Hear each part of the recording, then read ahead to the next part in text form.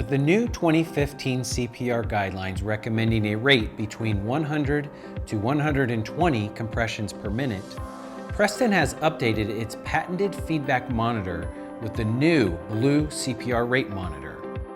The goal is still to reach 2 green lights, meaning compressions are in the 100 to 120 range. With the new monitor, if compressions surpass the 120 upper limit, the yellow light will flash to warn students to slow down. The new blue CPR Rate Monitor is pre-installed in all new Prestan Professional monitored mannequins. Your existing mannequins can be upgraded as well, even if they did not have a monitor before. Contact your Prestan authorized distributor to purchase the part for your adult, child, or infant Prestan mannequin.